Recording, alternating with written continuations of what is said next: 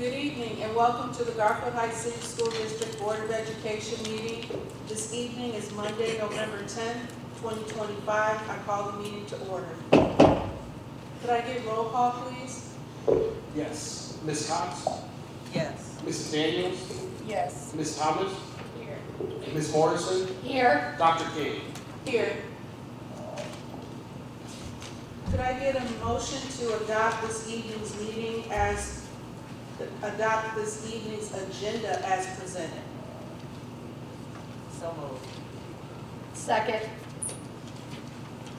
That was moved by Ms. Cox and seconded by Ms. Morrison. Is there any discussion? Can I get roll call, please? Ms. Cox? Yes. Ms. Morrison? Yes. Mrs. Daniels? Yes. Ms. Thomas? Yes. Dr. King? Yes. At this time, I'd like to ask for a moment of silent reflection and followed by the Pledge of Allegiance, which will be led by Ms. Morrison.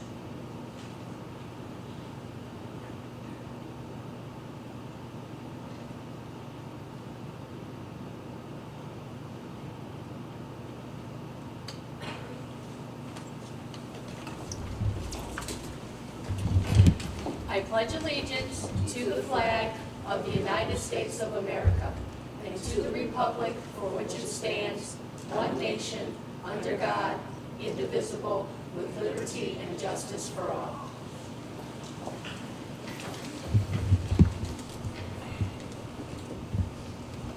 Could I get a motion to approve the minutes from the October 13th special board meeting and the October 20th regular board meeting as presented?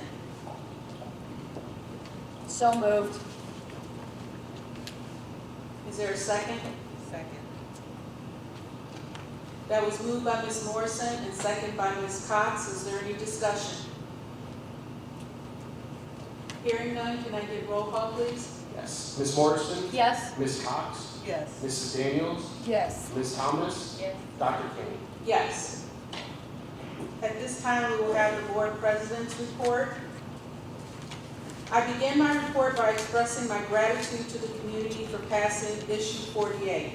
Without question, the need for this funding was absolutely critical to keep funding at current levels and to make the education for our students an absolute priority. By passing Issue 48, the scholars of the Garfield Heights City Schools will now have the opportunity to continue pursuing their dreams and aspirations from an educational perspective. Buildings can operate and staff can continue to do what they do best, which is mentor our children. Thank you community for your support of Issue 48. There was a small group of volunteers who went over and above the call of duty to perform the various tasks essential to running and winning a hard-fought campaign such as this. This small group attended meetings, distributed literature, woke up early on Saturday mornings, participated in coffee talks, and more. Some of them were on the Board of Education. I thank the members of the GHTA who held signs throughout the community and made our efforts and the need for this issue important. Thank you to the parents who played a crucial role in getting out to vote as well. With that being said, funding is under a very powerful microscope at the state level, and while I fully recognize that times are tightening for all of us, the need for future resources will always be a part of future conversations in public education. Please do all that you can to keep informed regarding matters at the state level, how cuts are being discussed to public education, and continue to ask questions to your elected officials at those levels. We must continue to be vigilant in ensuring that the wonderful staff, students, and families have the funding and resources they need. Finally, I would like to congratulate Heather Morrison on her re-election and Chloe Irvin Dozier and Mitchell Dudley on their election to the Board of Education. Could we give them a round of applause? With that, it concludes my report. At this time, we will have committee reports. Are there any committee reports? Madam President, Ms. Cox? just want to share with the Academic Excellence Committee, we will meet on November 19th. The second quarter ended October 28th, and I will have an update at our next board meeting. That concludes that committee report. Do you have any other committee reports, Ms. Cox? I do. The strategic plan was completed or is completed, and it will be submitted to the board within the next 7 days. That will conclude my committee report. Thank you, Ms. Cox. Are there any other committee reports?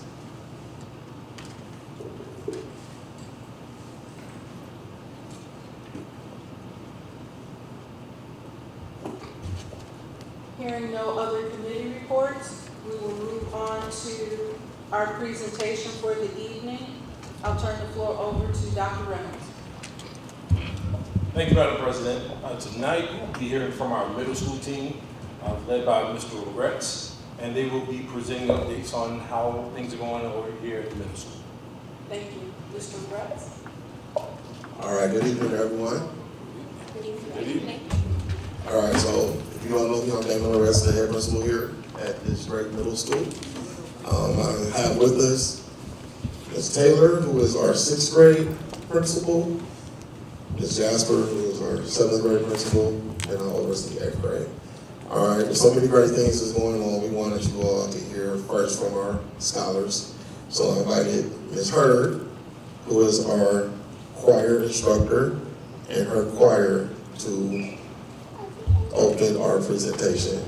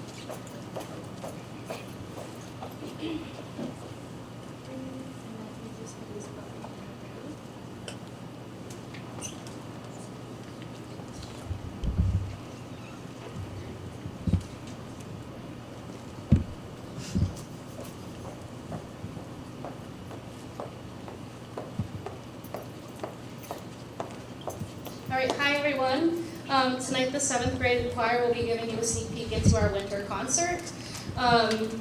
Thank you for coming. We hope you enjoy, and please join us on December 17th at 7 p.m. at the High School Performing Arts Center for our concert with the band.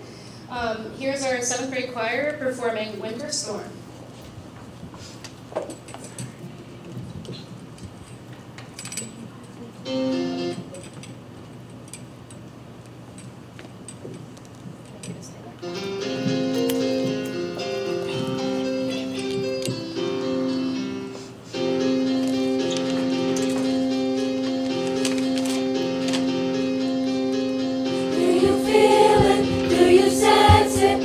Change in the atmosphere. As the sun sets, you can sure bet that the morning won't be as clear. The temperature is falling. The weather folk are calling for something to come our way. Winter storm making its way through the dark of night. Winter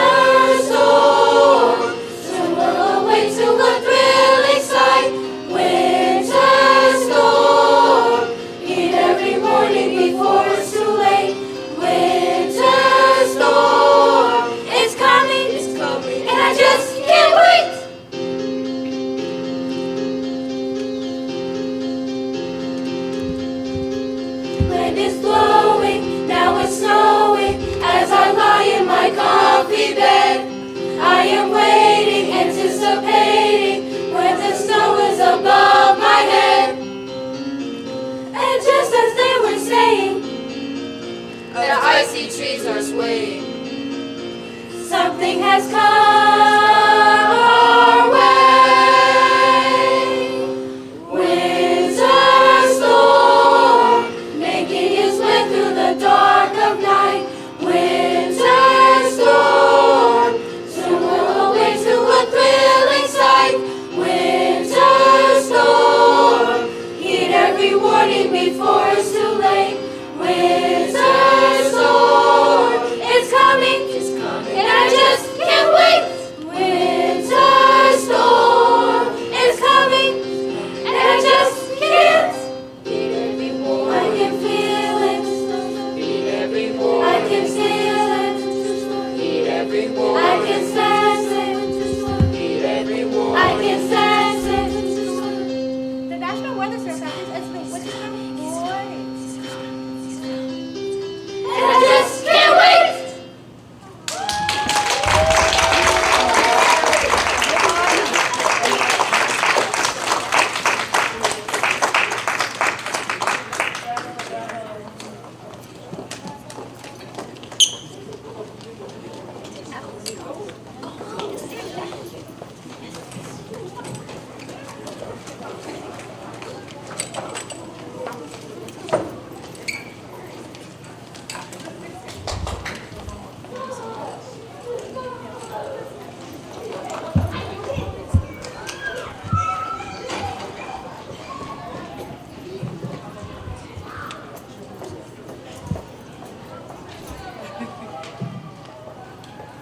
All right, that is our choir displaying something that they started on.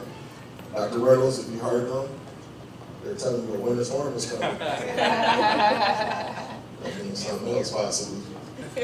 All right, so getting into our brief presentation. Our mission here at the middle school is to ignite the potential in every scholar by cultivating a spirit of dedicated effort, empowering students with essential knowledge and opportunities so they can excel in earning their success and building a brighter future. Our vision here is inspiring scholars to achieve their dreams through effort and integrity, empowering them to earn their success and excelling continuously throughout their journey. Okay, so part of our one plan, we do have 3 goals here for this school year. Our first goal is we want to increase all student achievement outcomes. We want our scholars to grow 1.5 years by focusing on our Tier 1 instruction. So that's all instruction that everyone in the building receives. Our second pillar, our goal, is to increase student achievement outcomes. Also 1.5 year growth by implementing a co-teaching model. So we do have co-teaching going on in our ELA classrooms with our gen ed teachers and our ISs, and they're strengthening the skill sets of our kids and working with the entire class. Second semester, we're thinking about flip-flopping it to offer extra support in our math. And our third goal, our pillar, is to reduce chronic absenteeism from 60 to 40%.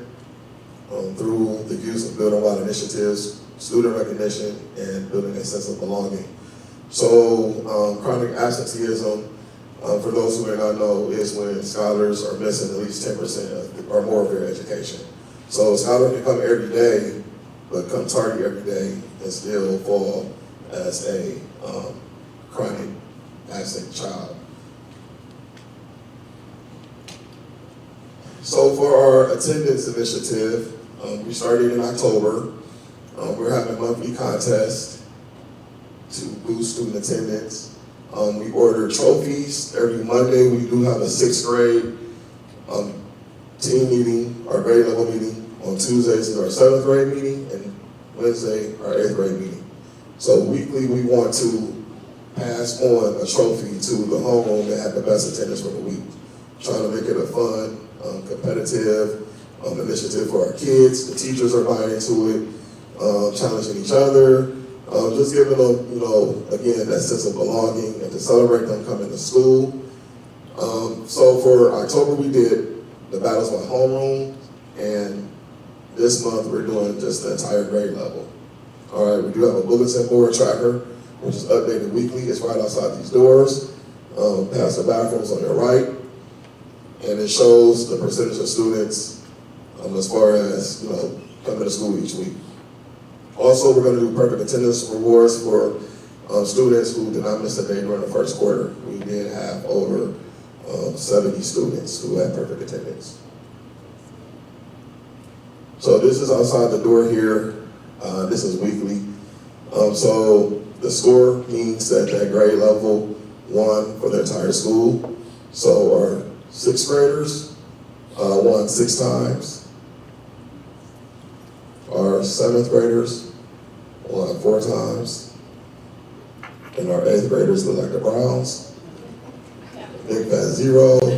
So we need to challenge our 8th graders. I don't know if they're, because they're older scholars in the building, but I have these individual conversations with our 8th graders, telling them that, being over the 8th grade myself, that, I want to at least score some points.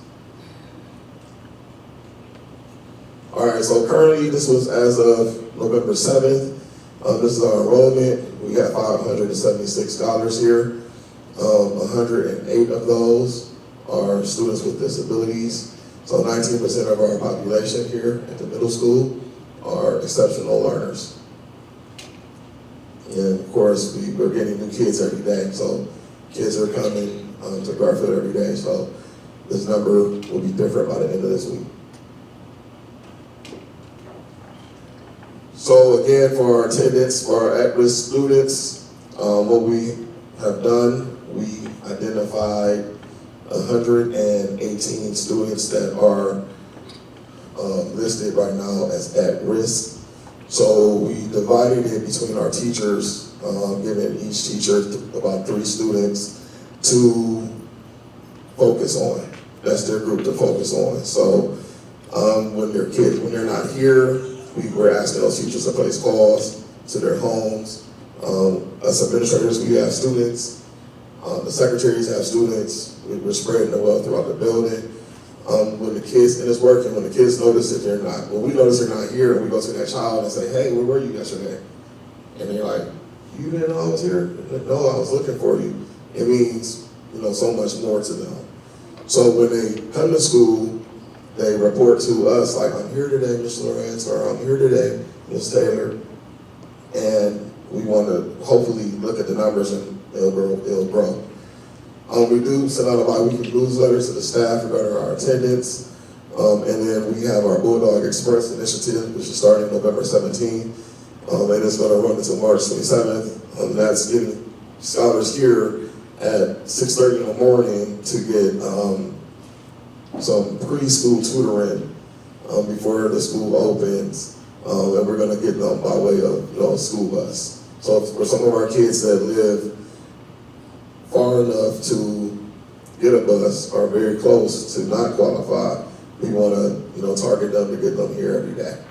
But the goal is to increase attendance, especially during the weather months. We know that a lot of our parents don't like our kids walking because it's dark, and then you all know about the bridge situation where they say it's not plowed properly and it's unsafe, so we're trying to help them out. Okay, so every Wednesday, first period, our 6th grade teachers go into our TBT meetings, our teacher-based team meetings. Second period is 7th grade, third period is 8th grade. And basically we go and we look at the data from our students and we analyze it and we plan. So if some scores are not looking, too well or good, then we ask the teachers, what do you think happened? Why are the scores looking like this? How can we go back and revisit? How can we draw up a new plan? And they go with the plan that we create. So we did ask our teachers to hypothesize last week, and we have what they came up with. So a lot of them are saying the same things, that the chronic absenteeism, or scholars are not taking it serious, they're rushing through tests. So we're trying to figure out how to, have the scholars, and we're showing them how important these tests are and what do we do with the data. So one example that I always use is when we create groups in the classroom based off of the results. A lot of times they say, Mr. Lawrence, I know this stuff already. Well, they didn't show us that they knew the stuff on the test. And so we're trying to make the connection, like we look at these exams and these tests that you're doing so that we can best give you the path of education that you need. And this is 7th grade, 8th grade.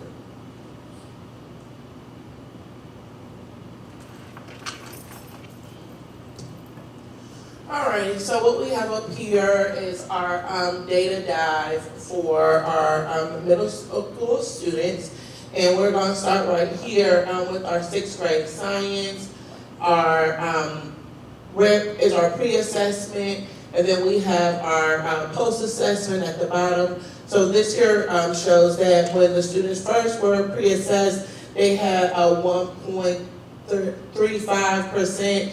And this is identified as a glow for us, where our students made a major increase. For our 6th grade science, I would say one of the contributing factors that we identified that we want to keep going and growing from this idea is that the students were working with like different type of rocks. It was hands-on. They were able to touch them. They were able to see them. They were able to have conversation overall, relate to.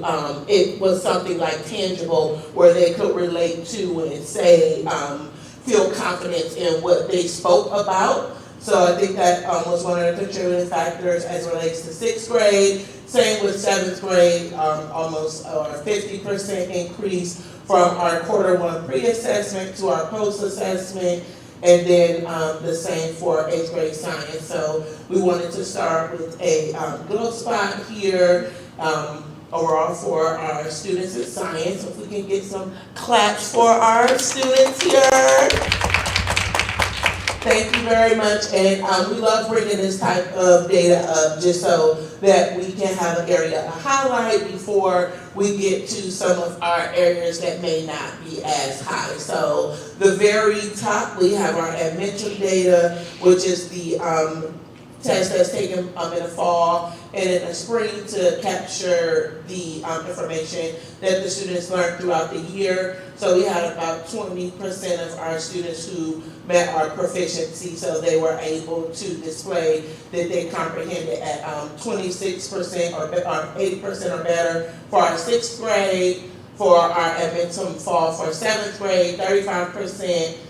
Met that quota, and then for the 8th grade fall, we had 25% meet that quota. And this area here raised a bit of concern for us. If you look at our checkpoint 1, which was our pre-assessment, our students had higher scores, a higher score, and then the score went down. So we want to make sure that we're being transparent about this type of data and examining the systems that are being used so that we can make some improvements. So one of the things that I'm excited about being here at the middle school is the transparency and taking a step back and really seeing like what's happening as it relates to chunking and step by step by step. So once we got this type of data coming back, we were able to meet. We meet weekly on Thursdays as an instructional team, and we were like, what happened? So did they lose the information or what? This here is just the numbers, but so this here is identified as our quantitative data and our qualitative data where the students or the teachers are able to type up some of the things they talked about. They said that there was a mix-up in, for instance, RI reading for informational text or RL reading literature, so they think that there wasn't alignment in the pre and post. So the questions that were in fact asked on the pre were reading the literature. However, there was an accident when creating the test, so the RI, the informational text, some questions were on there. Nevertheless, we said, okay, well that might count for 1 or 2. What else did you think? So getting into some of the different hypotheses, and just as it relates to other contributing factors, not everything, we were transparent as a staff and just as leaders of this work, that different contributing factors may consist of just the foundational levels that students have. So if so, how can we intervene and build up that knowledge. Another contributing factor are attendance. So that's where we brought in the attendance wars, trying to encourage the students to be better. Another, maybe the mobility of students, where we have transient students moving in and out of our district. So just overall being transparent and making sure that we are in fact showing up and showing both bright spots in areas that need some refinement. And overall, the part that's most dearest and sincerest to my heart is that our students are not only resilient, but they are capable. And our students show up here every day willing to learn. So it's always amazing going into the classroom to see the students like just hanging on, waiting for that ounce of knowledge, waiting for that ounce of instruction, and beginning to create that culture that education is in fact the key to their future. So that was for the ELA. This is here the math data.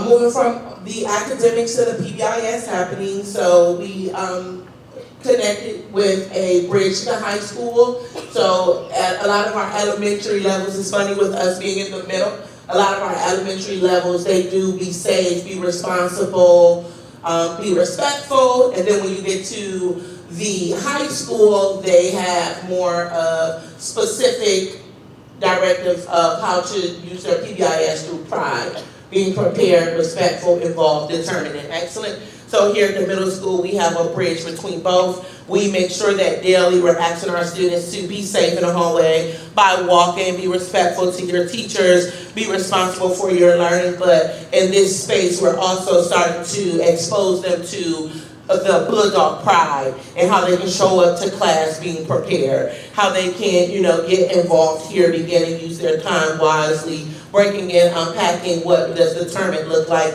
as well as excellence in all you do. So we are a PBIS team. They meet bi-weekly, so we have 2 meetings per month. The first meeting, we look at what type of interventions that we can have for our students, whether it's check-in, check-out. We have that in 3 different tiers. So for everyone, we do our reward systems, where our students in September earn donuts, in October they receive the candy bag, in November they will receive a pizza party, and this is for students who are either one of our acronyms, whether they show respect, whether they've been determined. The teachers select students and add them to a running documented list. And another part that we love about this is an opportunity for us to engage with our community, and Dunkin' Donuts, however much if we buy 4 dozens, then they donate 4. So we also have that relationship with Domino's. If we buy 12 pieces, they donate 12 pieces. So beginning to bridge that relationship with the community. So again, the PBIS have twofold. We have our interventions where we give students the tools that they need through either character development, de-escalation, building relationships, and then we also on the other end of that have where we recognize students. So that PBIS is a twofold. All right, so the next hot topic that's connected with our PBIS is in fact our discipline data. So again, right here, numbers talk, they say a lot.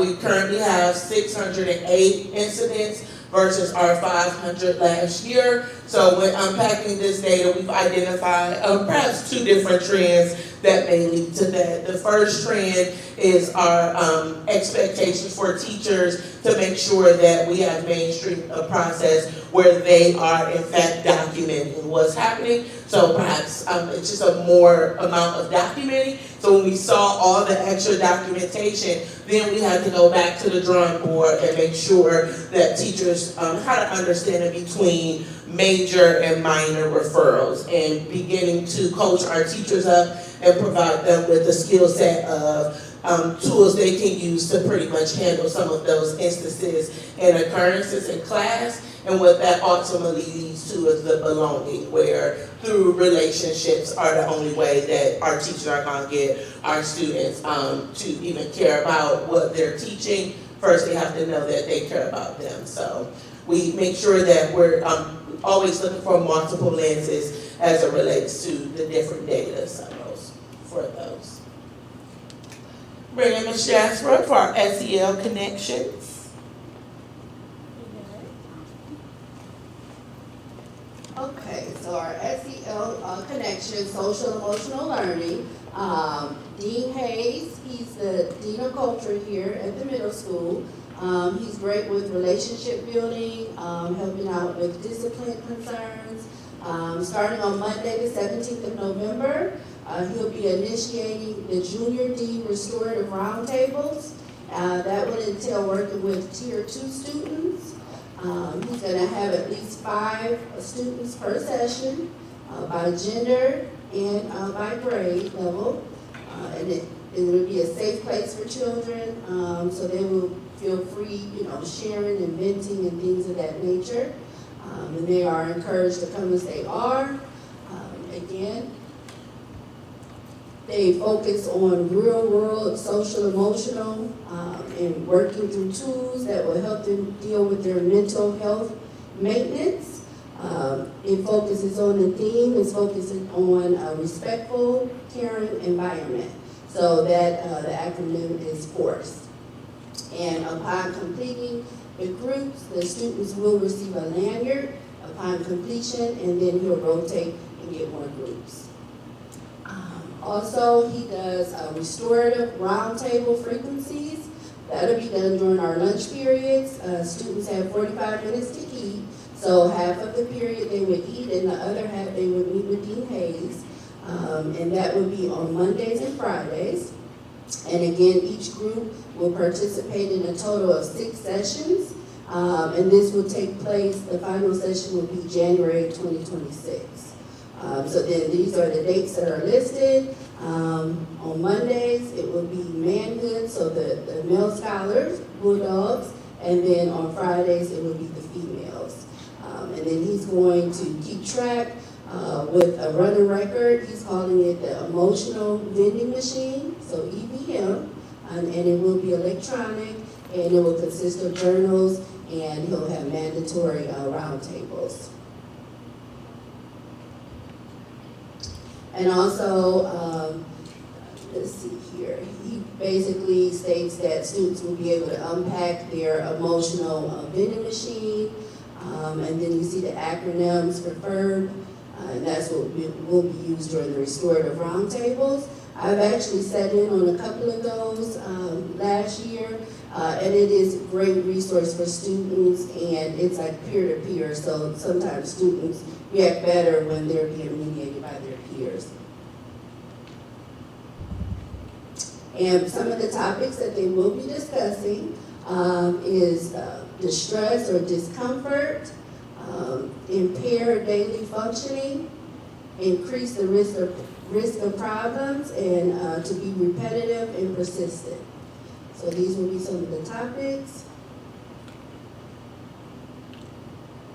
And then we'll talk about self-harm, avoidance of social situations, aggressive behavior, procrastination, excessive worry. And it's important to note that these are all considered maladaptive behaviors that can vary based on cultural norms, individual circumstances, and developmental stage. The next topic is the yonder pouches versus new germ cases. As you know, the governor passed a law where schools in Ohio have to implement some type of system where phones are locked up during the school day for less distractions, for a safer environment. So those are the main reasons. And initially, the middle school was the pilot for that. And we started off with the yonder pouch, which is on the right-hand side. And now we're transitioning into the case on the left, which is called the New Germ case. And that's what our incoming sixth graders have been issued. The yonder pouch had some hiccups. They weren't very durable. They're not easy to clean. The students were very creative, being able to break them open so they can get them open during the school day. And they weren't as cost effective as the New Germ case. So moving forward, any students that need a replacement will get the New Germ. So this is just how it works. Basically, it has a lock on it. So as the students enter, they put their phones inside the yonder pouch, and you can click it to lock it. And then after school, we have unlocking devices that we put up on the walls, and the students are able to go up to it and unlock their device. That's with the yonder. And in the New Germ case, that's the picture to the right. Again, it is harder to break. So far we haven't had a lot of broken cases just yet. And also, they're very durable and they're shatterproof, and they quickly lock and unlock. So that's the benefit of the New Germ. And some great things happening here at Garfield Heights Middle School. STEM received a $15,000 grant from Project Lead the Way, which is awesome. And through this grant, students are able to participate in design and modeling and flight and space courses. And as you see, we have the show choir returned back to the middle school, so that's awesome. And our football team went undefeated, 8-0 this season, so that was a great thing. And we also have the Effective Leadership Program, which has been put in place, and that's for 6th and 8th graders. And this program does focus on career pathways for our students. And so far, it's going great.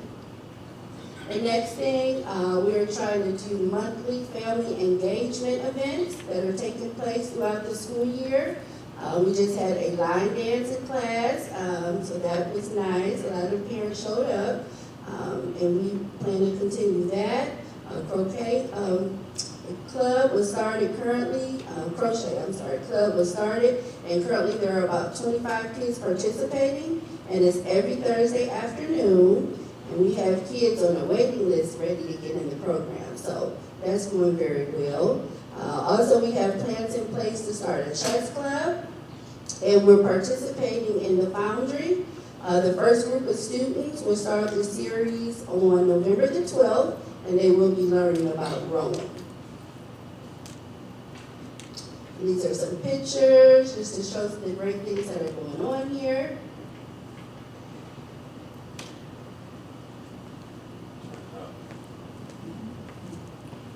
All right, so going back to the line dance night, I don't know if we know what Ms. Morrison celebrated it with us. She learned some of the new line dances. So she can show you all, board members, if you need to learn anything, she should know them all by now. All right, and just to clarify, Ms. Taylor, when she presented, you saw 2 columns of numbers. That's because we have 2 teachers per grade. So that was both teachers in comparison. All right, so we are following this year's model, 212. We know that right now we need to turn the heat up a little bit more to, get to that boiling point, but our hopes and aspirations is, moving in the second quarter with Philly. All right, that concludes our presentation. If there's any questions for us, we will take questions at this time. Thank you, Mr. Loretz and team, for your wonderful work that you're doing here at the middle school. You guys are doing an awesome job, and we love to see all of the wonderful things that are happening here, as well as areas in which we need to improve. So thank you for that and being very transparent. Is there any questions from our board? Madam President, Mrs. Daniels? I don't know if this is a question for Mr. Loretz or Dr. Reynolds, but as we looked at the data and the student success, we see where our students seem to be more responsive to project-based learning. And do we have any plans to begin to begin to use that model across the different areas of curriculum and not just science? We do. That was actually part of the things I was introducing before the beginning of the year, more STEM type of focus. And we've learned over the years, and in my experience, we've learned that hands-on experience with kids, they seem to buy in more to the lesson. And I use the comment that kids remember experiences, not lessons. So if we're providing those experiences that they showed you or explained to you that they're doing a lot more hands-on, if we continue to encourage our teachers and provide training for them to do PBLs, problem-based learning or project-based learning, do some inquiry-based learning as well, but just a lot of things where kids are actively involved. I know that several of our schools have been focusing on student engagement, and that's a part of it. And I've met with a few teachers so that we can just continue the discussions on STEM-based learning, where one of the pillars of STEM is basically real-world problem solving. So we want to continue to push that. It doesn't go as fast as you want it to, but we will continue to encourage our teachers and provide training for our teachers to do more hands-on type of experiences. Thank you. Are there any other questions for our middle school team? Madam President, I have a question. Mrs. Morrison? On the program where we're helping the kids with career paths, is there a reason we're only focusing on 6th and 8th grade? So the grant that we were given focuses on those 2 grade bands. Yeah, so we were trying to strategically think of how can we address our 7th graders as well. But the organization pays for the trainers to come out and everything else. And so that's the rationale. Thank you. No problem. Any other questions? All right, again, thank you very much for your presentation. We greatly appreciate it. No problem. Thank you. All right, next we'll move on to remarks from the public regarding agenda items. Mr. Oakland, do we have anybody? I do not. Okay, thank you. Oh, Madam President? I skipped the superintendent's report. I was going to slide. We're going to back up to Dr. Reynolds and the superintendent's report. Thank you, Madam President. Again, thank you, and thank you to the team at Garfield Heights Middle School for hosting this event tonight. First and foremost, tomorrow is Veterans Day, and throughout the district, our buildings will be paying tribute to the individuals who fought to uphold our freedoms and defend our shared values. So please join me in the Garfield Heights City Schools in saluting our veterans. Next, please keep in mind that Thanksgiving break is fast approaching, and that the entire school district will observe the holiday on Wednesday, November 26th, and Thursday, November 27th, and also Friday, November 28th. So please mark that on your calendars. Parent-teacher conferences are taking place throughout the district this week, and the Garfield Heights City School strongly encourages our parents to play an increasing role in the scholars' individual educational lives. We're happy that those who have signed up for the one-on-one meetings with their instructors and with staff, and more involvement is helpful to advance our students in their future. So thank you so much for the parents who've already signed up, and we're looking forward to meeting other parents who we anticipate will be involved as well. And the Garfield Heights City Schools is hosting a district-wide food drive this month. All items can be turned into the Board of Education or to any of our schools' front office. Please consider donating unused and unexpired canned goods and non-perishable items. Garfield Heights has also been a very strong community, and one of the things that we don't let happen in this community, we don't allow our people to go hungry. I've seen us come together in incredible ways before, and we need that same spirit now more than ever. With the ongoing federal government shutdown, families across the country, and including right here at home, may see a pause in their SNAP benefits, but please know that help is available. Our Garfield Heights City Schools Food Bank will hold its next fresh produce distribution right here at the middle school on Tuesday, November 12th from 3 o'clock to 5 o'clock. And you can also visit the Rock Community Church Food Pantry on the third Saturday of each month. And the senior center, if I can get that out, the Senior Center Pantry is also going to be on Wednesday, the third Wednesday of each month. So again, we want to make sure that we provide the opportunity for our parents and our community in this time of need right now. Wednesday the 12th. I'm sorry, Wednesday the 12th is our food bank. So please mark those on our calendars. Related to this topic, I would also like to share a special shout out to the members of the Garfield Heights High School Tri-M chapter who teamed up with the students at the Garfield Heights Middle School Tri-M chapter to work our monthly food drive in September. The food drive provided much needed food assistance to 85 households in the Garfield Heights city community, including 150 children. 25 high school and middle school students worked on this impactful project led by our very own Mr. Brett Dawson and Director of Bands at the middle school and the high school, the President-elect of OMEA at the middle school and high school, and the President-elect of OMEA District 7. So congratulations to the music students at Garfield Heights High School and the Garfield Heights Middle School for their combined service for the community in the name of music. And finally, on behalf of the entire Bulldog family, thank you to our citizens who won by a margin of 54% to 46%, affirmed the need of issue 48 and passed our important renewal issue. Many individuals are to be thanked for the successful on this ballot, which ultimately stands to benefit our students at Garfield Heights City Schools. We thank our dedicated board members who worked tirelessly for this issue, Mayor Berg, the members of the City Council who openly spoke up for the support. And thank you to the GHCA who played an active, involved, and passionate role.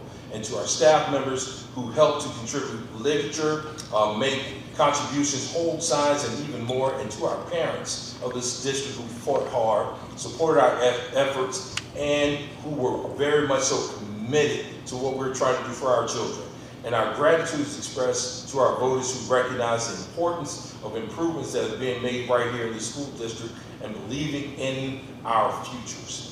With issue 48 now passed, our issue remains the same, and to prepare our kids and equip and empower our students, every child, every day together. And we will continue to pursue every available opportunity for grants, strengthen community partnerships, and ensure that each student is provided with everything that they need to be successful.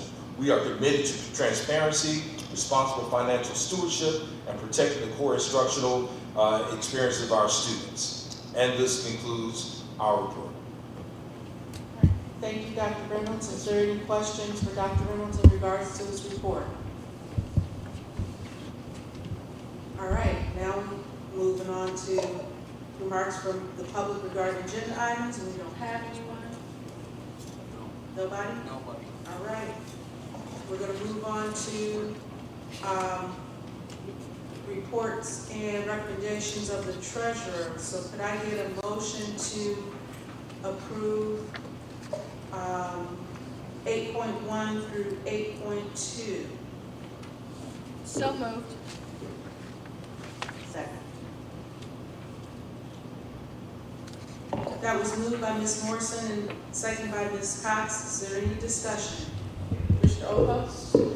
Yes, good evening, everyone. So October's financials are going to look significantly different than they will in November as issue 48 passed. So what that means for our school district is that we will take that line item in our forecast and move it up into line 1.01 instead of it being at line 12.01. Right now, when we did our analysis when the levy passed, we were running a small surplus budget. So again, being fiscally responsible with the dollars that the taxpayers give us. On top of that, the ongoing federal government shutdown has not affected the grant implementation for our school district. I know that there are some districts out there that have experienced some issues in drawdowns and approvals, but since we were able to get that done as a district in July, we have been able to draw down as we go. So we've expended and reimbursed about 12% of our funds through October 31st.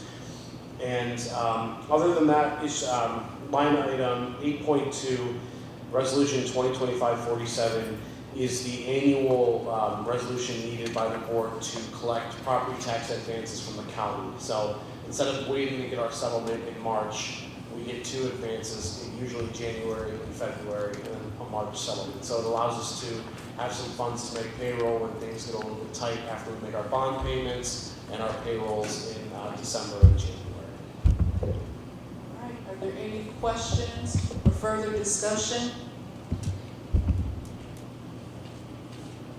All right, hearing none, that was moved by Ms. Morrison and second by Ms. Cox. Could I get roll call, please? Ms. Morrison? Yes. Ms. Cox? Yes. Mrs. Daniels? Yes. Ms. Thomas?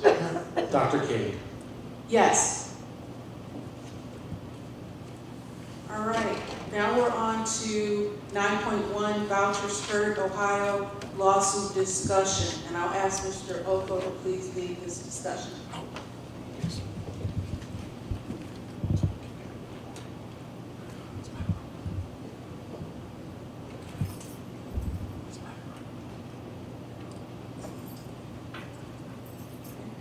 Hold on 1 second.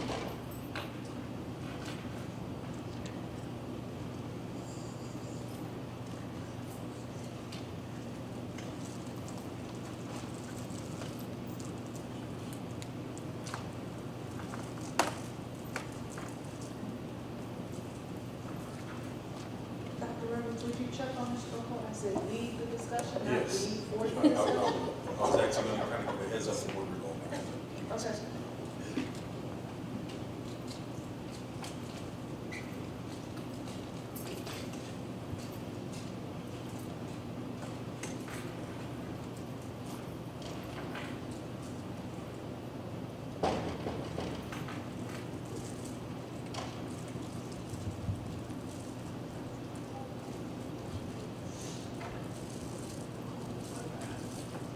I thought you said leave. No, lead. Oh, I'm so sorry. I was like, all right, I'll leave y'all. Then I got to thinking about it. I said, I think he thought I said lead.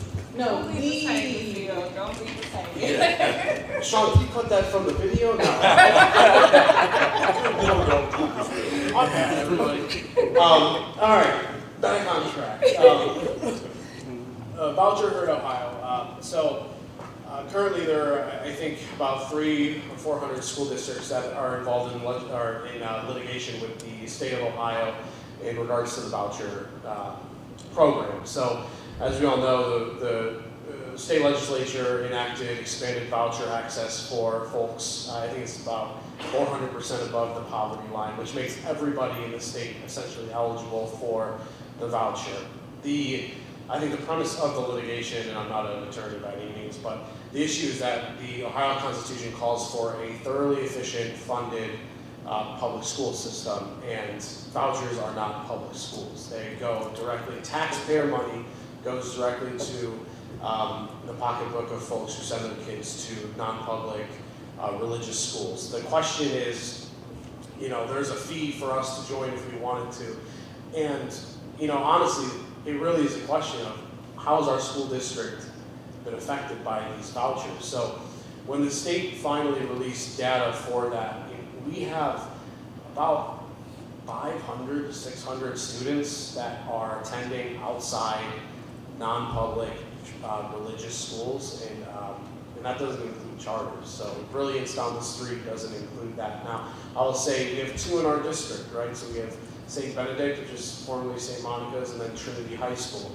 And the majority of those kiddos are Garfield Heights residents. The question is, our taxpayer base is overly burdened as it is, and the state is cutting our budget. Almost every 2 years we see a reduction in state funds. And the question is, they're expanding that for vouchers, but taking from some of the most at-need, underfunded school districts at the helm of it.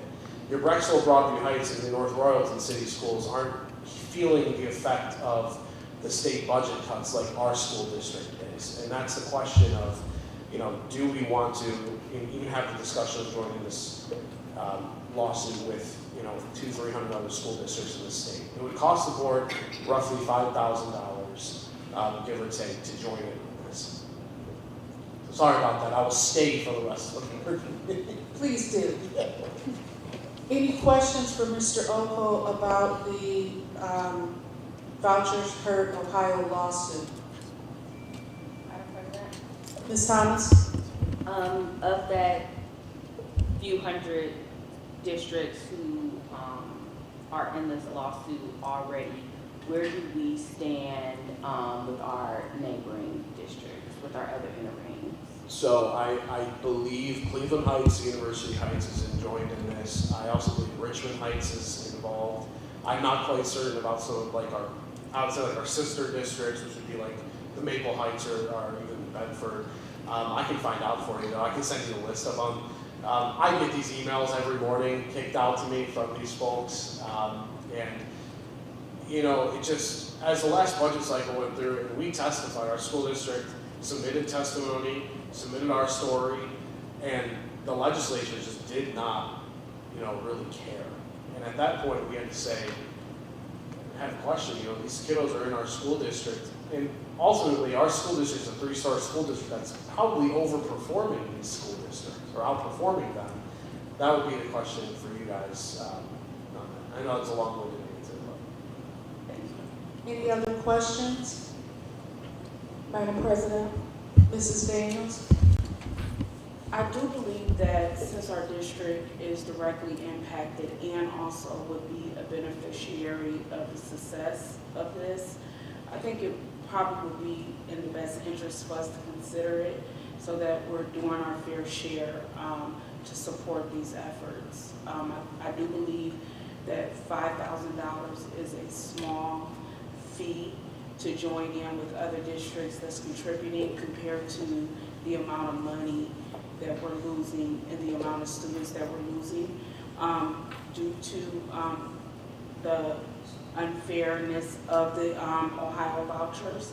So I do really believe that the board should really consider in joining these efforts because we most definitely are one of the districts that's mostly impacted by the efforts and the initiatives related to the unlawful use of vouchers in Ohio. Thank you, Mrs. Daniels. Any other questions or comments? Madam President? Ms. Thomas? 500 to 600 students, do we have a number, an estimate of about how much money per school year that is for us that we give away? I can probably formulate an estimate, but millions of dollars. So we're a formula district, so it's about, out of the $8,100 we get in base costs from the state, you know, that's the number that they set. It's a shared partnership between local and state.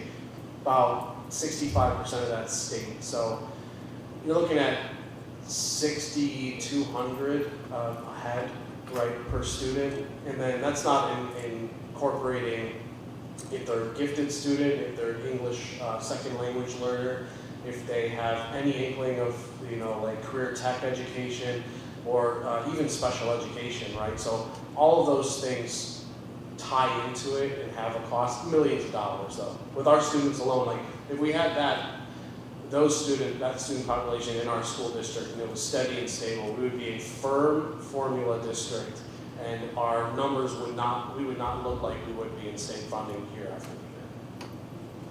So for less than what we give the charter schools per year, we can join this fight. For less than one student in state cost. Thank you. Any other questions or comments? Madam President, I do have one more question. Yes, Mrs. Daniels. Phil, do the individuals that are leading this lawsuit, you know, because I know that they've made some great successes and they're still moving forward with some things. Are they reaching out to districts now because they really need that support? Because I'm assuming that, you know, paying the attorneys and the finances, they really want the districts that are, you know, vested to participate and do their fair share. Is that one of the reasons we've been asked today? And then one more question is, what will be the board's next steps if we feel that we should insert ourselves in this lawsuit. Yeah, I think, so this vouchers for Ohio lawsuit has been going on since the very beginning. So I swear to you, every day I get an email from these folks. And I think when I brought it to you, it really came from when we were getting hammered on state budgets, federal budgets, and the auditor of state was really putting the screws on just about anything, districts could do to promote itself. So the question is, if we don't have a voice, the traditional route through advocacy, our school districts and school districts like ours, poor urban minority-based school districts, then this could be an avenue, an opportunity to really voice our concerns and say, look, this is hurting us more than everybody else. So, second part of your question is, what are the next steps? I think the board would have to consult with the board's attorney and just see if this is a recommendation that they can work with the attorney, and then pass a resolution, and then we can join. And from there, I can get you further lists of school districts involved, and then the board can make a decision on that. We'll just spend any time in open session. Do they come out of our board? That's a good question to ask. That's probably a attorney question, where the funds come from or where they come from. But it is a non-material amount. Remember, we're a $46 million school district, just the general fund. Good questions, though.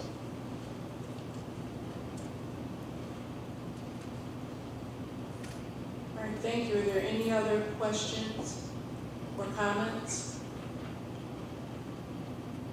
All right, if none, we will move on to our next section. Could I get a motion to move and waive the reading of 10.1 through 15.1?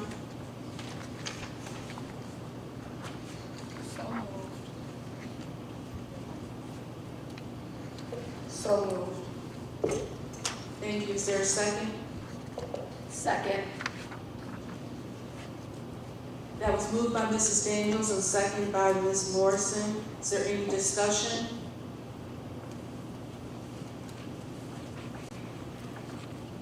Hearing none, could I get roll call, please? Yes. Mrs. Daniels? Yes. Ms. Morrison? Yes. Ms. Cox? Yes. Ms. Thomas? Yes. Dr. King? Yes. Could I get a motion to move and waive the reading of, well, let me ask a question. Does 16.2 have to go by itself? I would recommend 16.2 by itself. Yes. Okay. Could I get a motion to move and waive the reading of policy P06550 and P07310? Is there a second? Second. That was moved by Ms. Thomas and seconded by Ms. Morrison. Is there any discussion? Hearing none, could I get a roll call, please? Yes. Ms. Thomas? Yes. Ms. Morrison? Yes. Ms. Cox? Yes. Mrs. Daniels? Yes. Dr. King? Yes. Could I get a motion to move and waive the reading of 16.2? So moved. Second. That was moved by Ms. Thomas and seconded by Ms. Morrison. Is there any discussion? Hearing none, could I get roll call, please? Yes. Ms. Thomas? Yes. Ms. Morrison? Yes. Ms. Cox? Yes. Mrs. Daniels? Yes. Dr. King? Yes. Could I get a motion to move and waive the reading of 17.1 through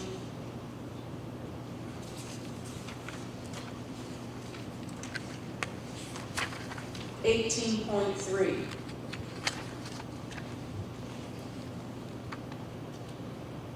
So moved.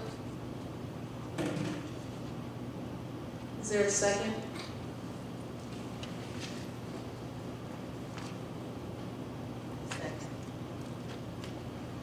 That was moved by Ms. Morrison and seconded by Ms. Cox. Is there any discussion?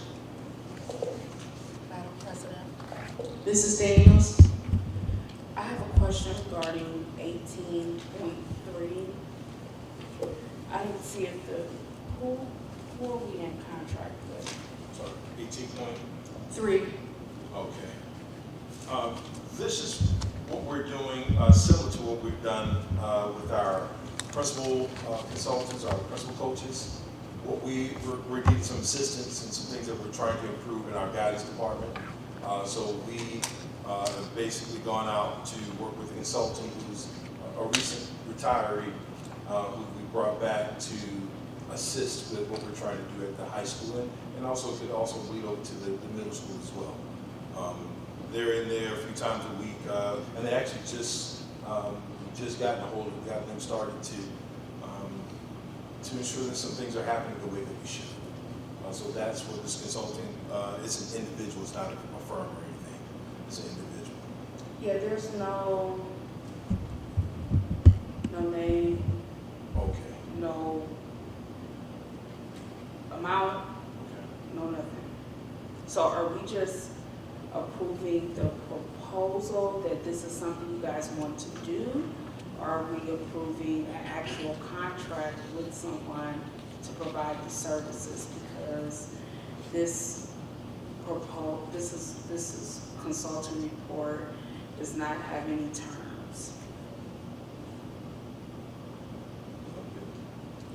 Would you like to comment? Yes, so we can revise it. It is Michelle Radford. She did provide us with that. She does have a fee, so I can make sure that that is updated and we can send it out. We can resend it.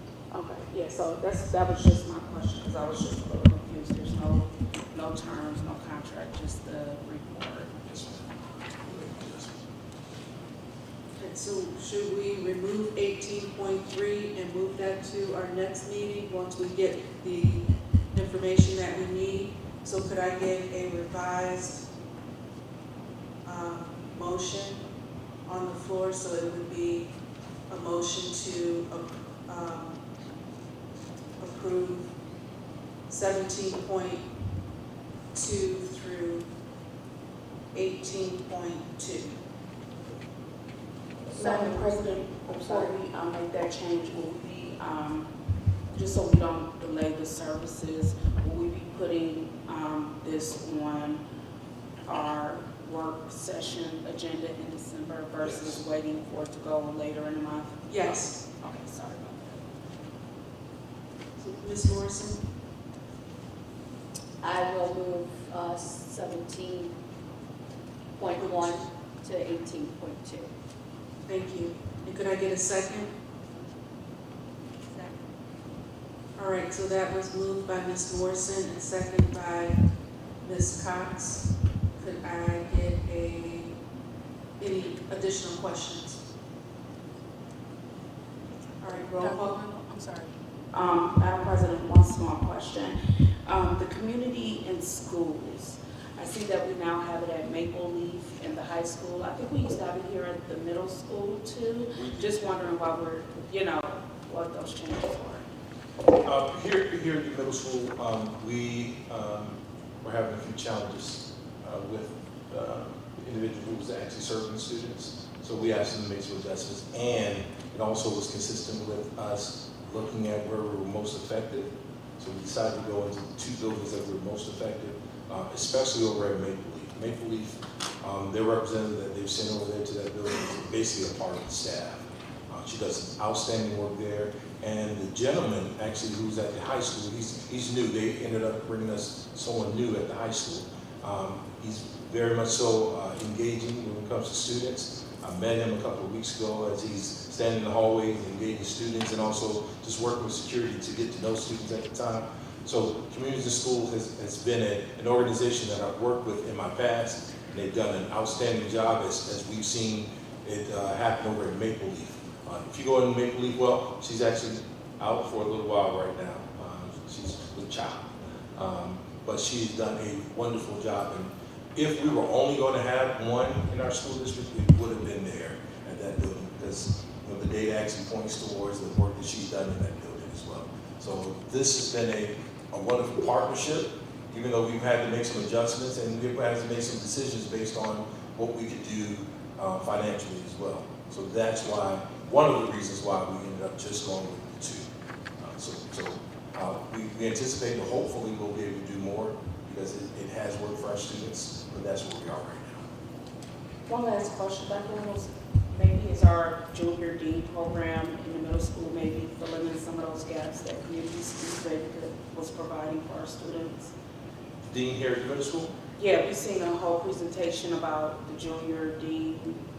That program. is actually something that the dean here is putting together. And just to speak a little bit about the work that the dean has done, and you saw a lot here about social emotional learning. He is a gentleman, and they can actually speak to that, who's aggressively gone after children to help them, building relationships and really understanding what they need, and even creating small groups of students. So you've seen him just try his best to be creative, to engage kids in different ways, and he has been helpful here, as in, would we like to have someone else to the system in that area, like with communities and schools? Yes, we'd love to have that, but it has to be the right person for middle school students, and it also has to be affordable for us as well. I just kind of want to connect the dots to make sure people maybe understand that we're just not leaving this vulnerable population without support, that the presentations that they made here today demonstrated that there is some work happening internally within the building to continue to support our students, although we may not have this very important program available. So I was just trying to make sure we connect those dots, but I don't have any more questions. Thank you, Dr. Reynolds. Any other questions? Madam President, Ms. Cox? I have a question about 18.2. That question would be for Dr. Reynolds. Are we hiring for that role? We are working to hire for that role. And Ema's position is a tough position to fill, especially when you're looking for someone with experience. And the folks that we've identified who have the experience that we need, they're a little expensive when it comes to what our budget will allow us to do. So what we've done is work with not only just kind of working with someone on a part-time basis, but we've also partnered with Connect to assist us in that area as well. Just to ensure that the work that they've done in that department remains consistent and responding to the things, the issues that are coming up. As you know, with EMIS, there are always errors and alerts that are popping up that has to be constantly responded to. We want to keep that going. Yes, ma'am. Any other questions or comments? One more question, Madam President. Yes, Ms. Cox. Dr. Reynolds, is the person in that role, is that a stretch for them, or is that just their responsibility? No, the person who's doing the part-time basis, no, they have other things that they're doing. They were formerly with us. They left, and we were able to partner with them to at least get us through this time where we're of transition, where we're trying to find something new. Thank you. Any other questions or comments? All right, hearing none, that was moved by Ms. Morrison and second by Ms. Cox. Could I get roll call, please? Ms. Morrison? Yes. Ms. Cox? Yes. Mrs. Daniels? Yes. Ms. Thomas? Yes. Dr. King? Yes. Could I get a motion to table 18.3 until our work session in December? So moved. Is there a second? Second. That motion was moved by Ms. Cox and seconded by Ms. Morrison. Could I get roll call, please? Are there any questions? Could I get roll call, please? Ms. Cox? Yes. Ms. Morrison? Yes. Mrs. Daniels? Yes. Ms. Thomas? Yes. Dr. King? Yes. And we don't have any remarks from the public? I got nothing. All right. At this time, I recommend that the board enter into executive session at 7:17 to consider the employment and discipline of public employees or officials or the investigation of charges or complaints against a public employee, official, licensee, or regulated individual unless the employee, official, licensee, or regulated individual request a public hearing of Division G1 of Section 121.22 of the revised code.